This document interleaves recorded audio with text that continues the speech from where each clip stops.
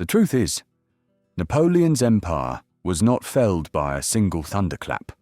It was bled to death, slowly, painfully, over 6 brutal years, in a war he himself called his greatest mistake.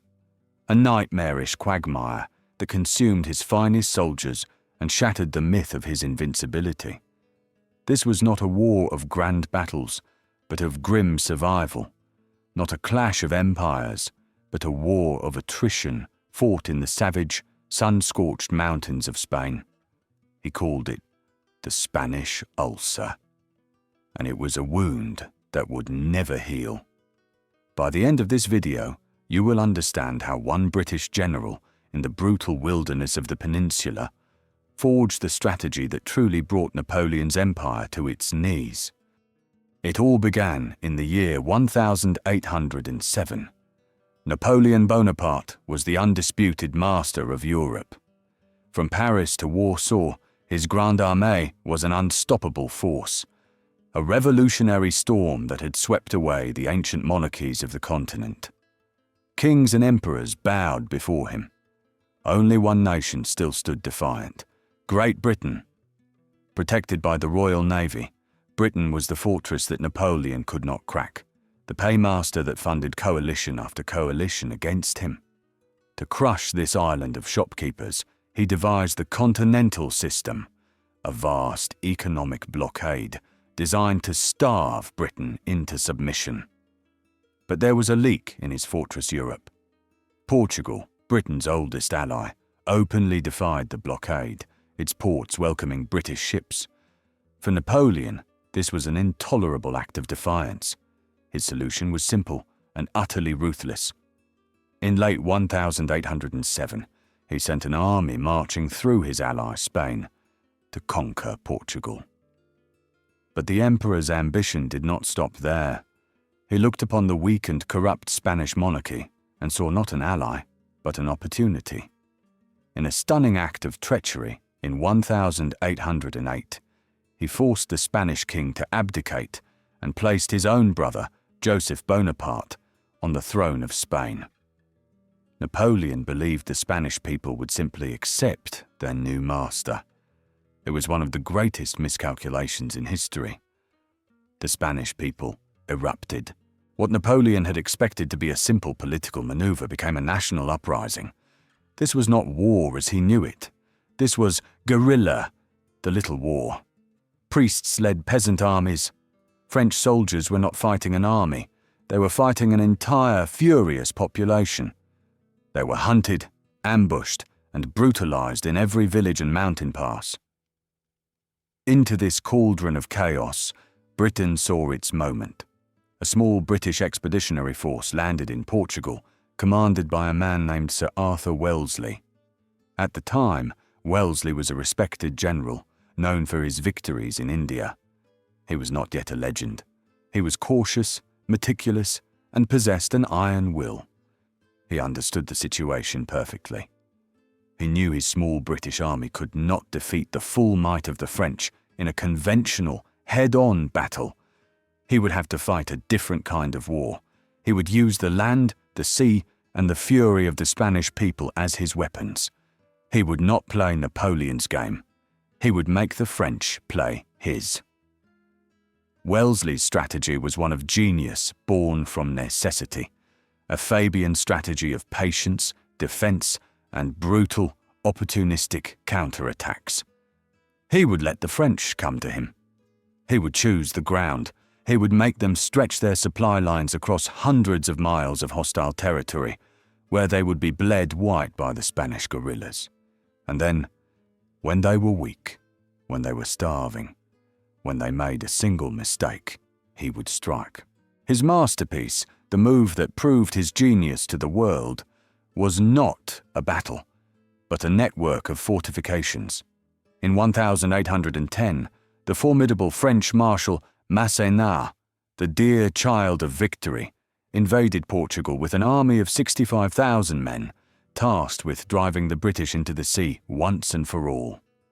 Wellesley met him, fought a clever defensive battle at Busaco, and then did something extraordinary. He vanished. When Massena's army advanced on the Portuguese capital of Lisbon, they did not find Wellesley's army drawn up for battle. Instead, they found a roadblock on a colossal scale, the lines of Torres Vedras. Over the previous year, in total secrecy, Wellesley had commanded the construction of a massive chain of more than 150 forts, redoubts, and artillery positions, stretching from the Atlantic to the River Tagus. It was an impenetrable barrier, manned by thousands of troops and supplied by the Royal Navy from the sea. Massena was stunned. He had marched his army across Spain, expecting a final, glorious battle. Instead, he found himself staring at an unbreachable wall of earth and cannon. He could not advance. He could not retreat. He and his army were trapped. For an entire, miserable winter, the French army sat and starved outside the lines, ravaged by disease and guerrilla raids, their strength wasting away. It was a strategic humiliation of the highest order, achieved with minimal British bloodshed. Wellesley had outthought the best of Napoleon's Marshals, but Wellesley was no mere defensive general. He was a predator who knew when to wait and when to pounce. His greatest offensive victory came at Salamanca in July of 1812. For days, his army and the French army under Marshal Marmont had marched and countermarched, each looking for an opening. Marmont, overconfident, finally made a mistake. Believing the British were in retreat, he overextended his army's left wing, creating a temporary gap in his line. Wellesley, watching from a ridge, saw it instantly. "By God, that will do!" he exclaimed, and immediately ordered the attack. It was a thunderbolt. The British divisions concealed behind the hills slammed into the vulnerable French flank. The result was annihilation. In a few short hours, a proud French army was shattered, its commander wounded, its structure broken. It was an offensive masterpiece, a victory of timing and audacity that proved Wellington, now elevated to a duke, could not just defend, but could attack and destroy. The climax of his campaign came 1 year later at the Battle of Vitoria. This was the final crushing blow. Wellington orchestrated a complex attack from multiple directions that completely unhinged the French position. The French army, burdened with years of looted Spanish treasure, was not just defeated. It was routed. A kingdom's worth of gold, art, and silver was abandoned on the field as the French fled in chaos back towards the Pyrenees. The war in Spain was over. The Ulcer had finally burst. While Wellington was mastering his craft in Spain, the Ulcer was having its intended effect on the wider Napoleonic Empire. The constant, grinding war drained France of its most precious resource, veteran soldiers. More than 300,000 French troops were lost in the peninsula. These were not raw recruits. They were the hardened men who had won at Austerlitz and Jena. They were the backbone of the Grande Armée. Napoleon was forced to divert his best commanders and hundreds of thousands of troops to this Spanish quagmire, troops he desperately needed elsewhere. In 1812, when Napoleon marched on Moscow with his colossal army of 500,000 men, 200,000 of his best soldiers were tied down in Spain, fighting Wellington and the guerrillas. The Spanish Ulcer did not just drain Napoleon of men, it drained him of his aura of invincibility. For the first time, the nations of Europe saw that the French could be beaten, that their armies could be worn down and destroyed. Wellington's victories inspired a new wave of resistance across the continent. Waterloo, in 1815, was the final act. It was the dramatic showdown between the two greatest commanders of the age. But the stage for that final act was set in Spain.